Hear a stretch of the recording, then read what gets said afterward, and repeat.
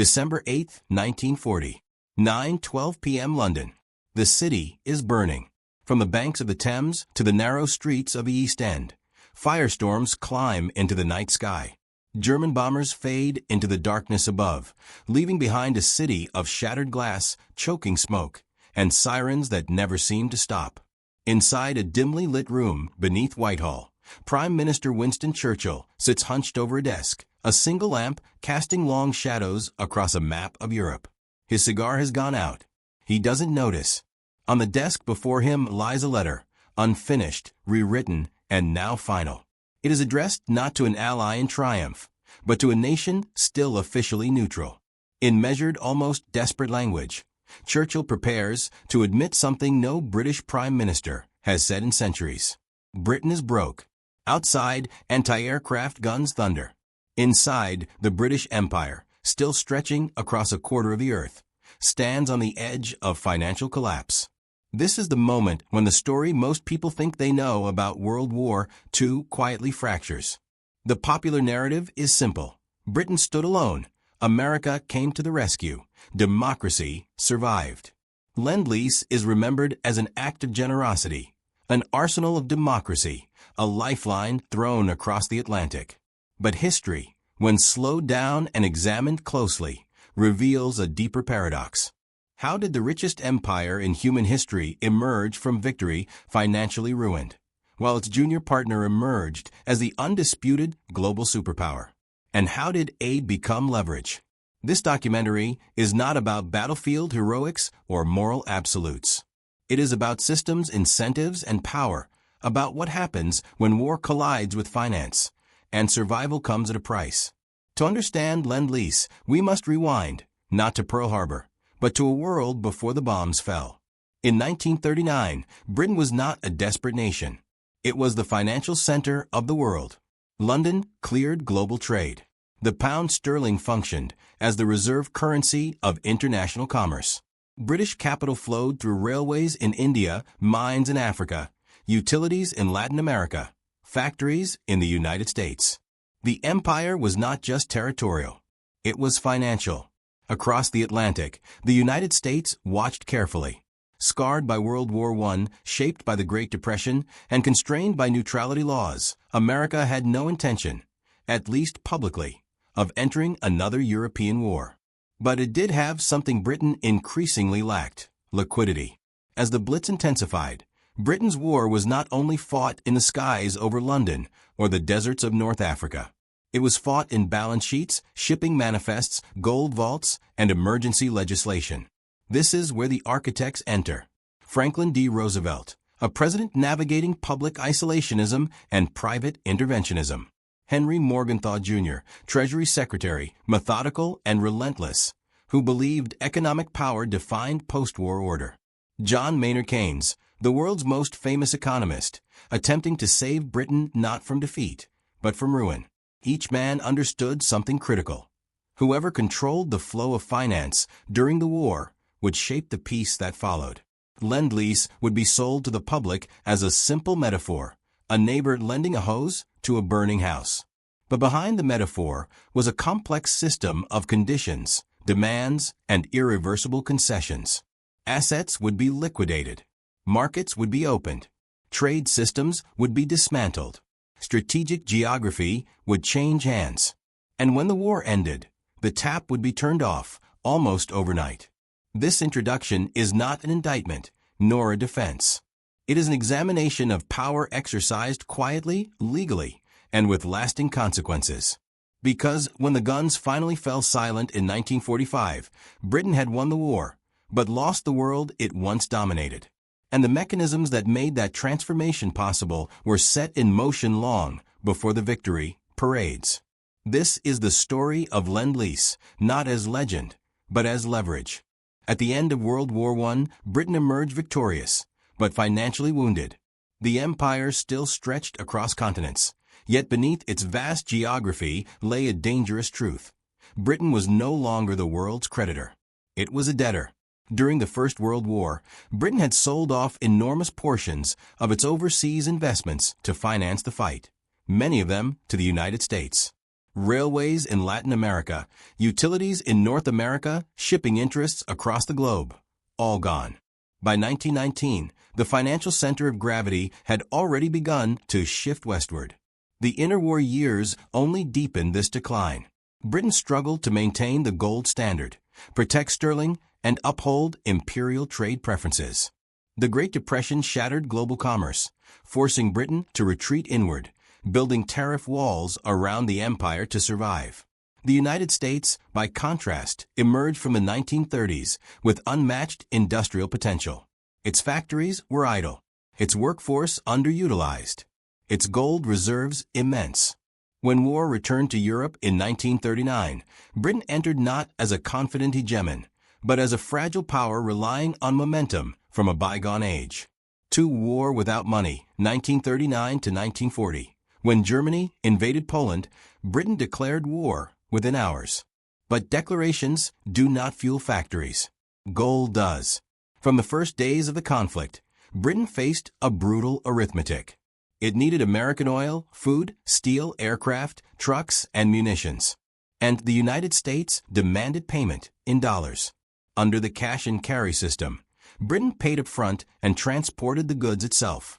Every shipment drained reserves accumulated over centuries. By mid-1940, after the fall of France and the evacuation at Dunkirk, Britain stood alone and nearly bankrupt. German submarines prowled the Atlantic, sinking merchant ships faster than Britain could replace them. Insurance rates soared. Imports slowed. Food rationing tightened. Churchill wrote directly to Roosevelt, warning that Britain's reserves would be exhausted within months. This was the moment of maximum vulnerability. America's strategic dilemma. The United States faced a choice, but not the one history often portrays. It was not simply a question of whether to help Britain. It was a question of how to help Britain, and on what terms. Publicly, Roosevelt had to navigate isolationist sentiment. Congress would not approve outright war or massive giveaways. Privately, American planners saw a historic opening. If Britain collapsed, the Atlantic world would fall under Axis control, an unacceptable outcome. But if Britain survived on American terms, a new world order could emerge. The solution had to achieve three goals simultaneously. Keep Britain fighting. Avoid direct U.S. entry into the war for now. Restructure global power in America's favor. Lend-Lease achieved all three. Lend-Lease. The Illusion of Generosity, 1941.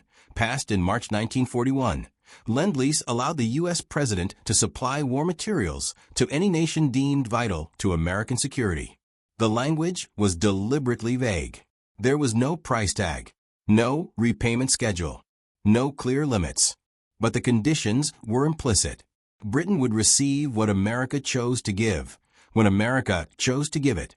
British production priorities were subordinated to American logistical planning. Entire sectors of British manufacturing were redirected or sidelined. America became the arsenal. Britain became the dependent. By 1942, British forces were eating American food, flying American aircraft, burning American oil, and firing American ammunition. The war effort was now financed, supplied, and coordinated from Washington. The silent extraction of British wealth before Lend-Lease fully activated. Britain was required to exhaust its own means of payment. This included liquidating overseas assets. What followed was one of the largest forced sales of wealth in modern history. British-owned railways in Argentina, shipping lines in the Caribbean, utility companies in North America, investment portfolios built over centuries, sold rapidly, often at wartime discounts. American buyers dominated these markets. By 1941, Britain had sold off more than $1.5 billion in foreign assets, an irreversible transfer of economic power. This was not repayment. This was precondition. The end of sterling supremacy before World War II. Sterling was more than a currency. It was the glue of empire. Trade within the British world ran on pounds. Reserves were held in London. Credit flowed outward from the city. Lend-Lease quietly undermined this system. Britain was discouraged from rebuilding imperial trade blocs after the war. Preferential sterling arrangements were labeled protectionist. In their place came demands for convertibility, free exchange of pounds into dollars. This was a fatal constraint. Britain lacked the reserves to support convertibility. When attempted in 1947, sterling collapsed within weeks. Capital fled. Reserves evaporated. Sterling never recovered its global role.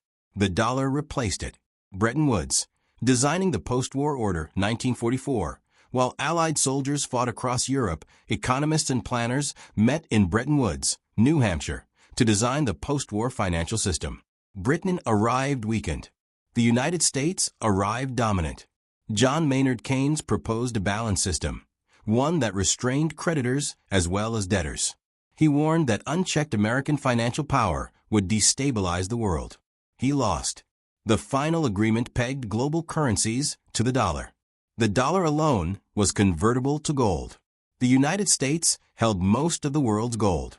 This was not cooperation. It was consolidation. Britain signed because it had no alternative.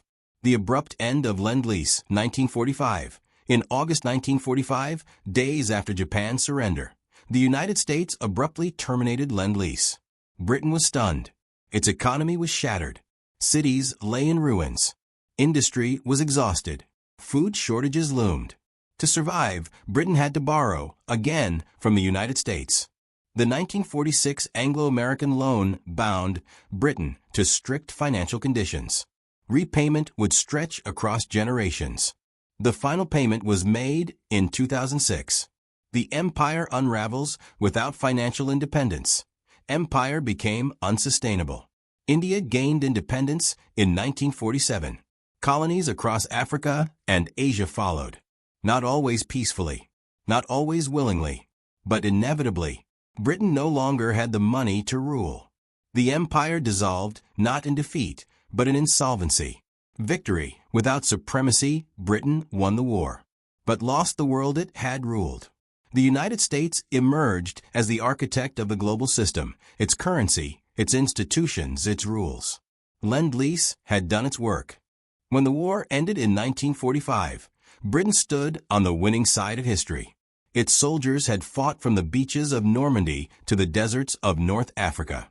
Its cities had endured the Blitz. Its people had rationed, sacrificed, and survived.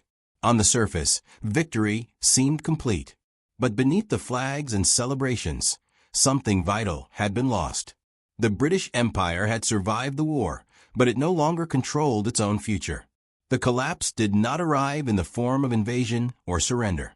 There was no dramatic lowering of the Union Jack. Instead, the end came quietly, through ledgers, contracts, and agreements signed in moments of desperation. It came through dependence, not defeat. Lend-Lease was remembered as generosity, as salvation, as proof that democracies could unite against tyranny. And all of that is true, but it is not the whole truth. Because Lend-Lease also revealed a new law of power in the 20th century. The nation that finances survival determines the shape of peace. By 1940, Britain had exhausted its gold, sold its overseas assets, and mortgaged its future to continue fighting. The United States stepped in not as a conqueror, but as a creditor. Aid arrived in the form of ships, food, oil, aircraft, and weapons. But every shipment tightened an invisible grip. The war effort shifted westward. Factories in Detroit and Pittsburgh replaced workshops in Birmingham and Manchester.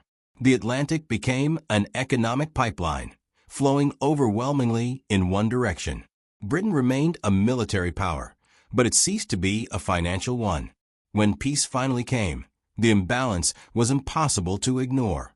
Sterling, once the backbone of global trade, was broken. Attempts to restore its status collapsed under the weight of convertibility and dollar scarcity.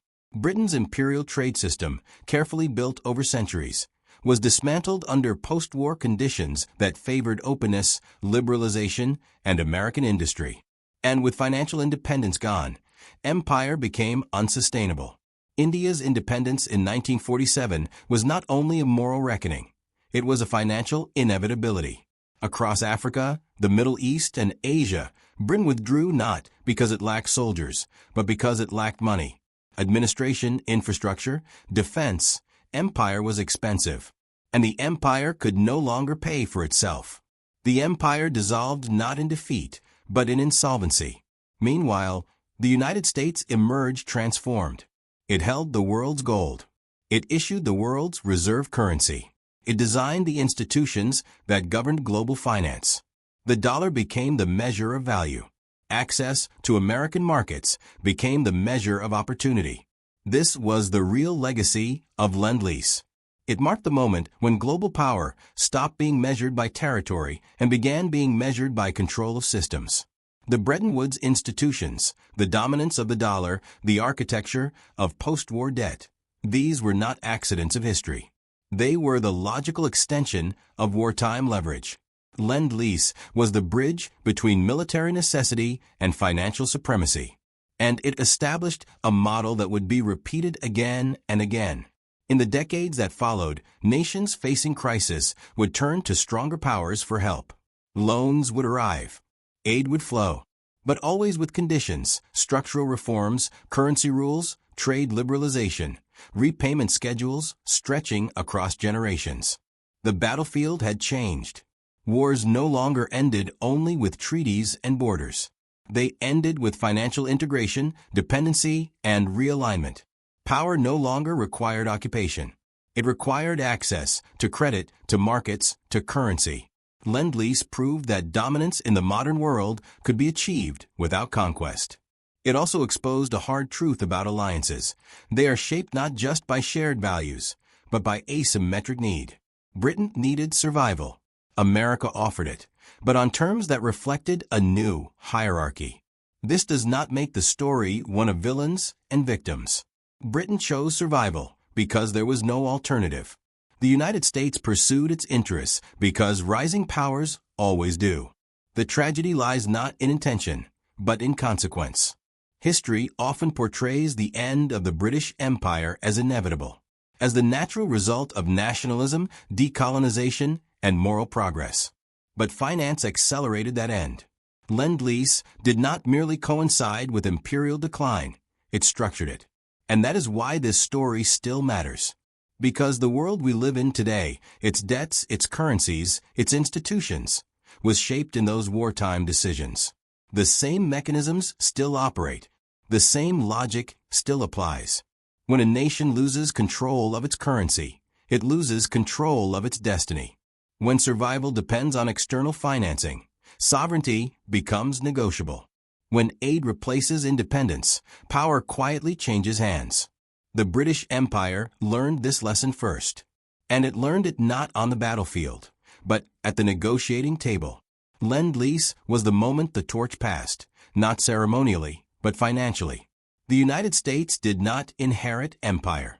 It inherited the system that replaced empire. And that system still governs the world today. The question is no longer who rules the land, but who controls the flow of money, credit, and survival itself. Because in the modern age, the most decisive weapon is not the bomb or the bullet. It is dependency. And once it takes hold, victory and defeat become almost indistinguishable.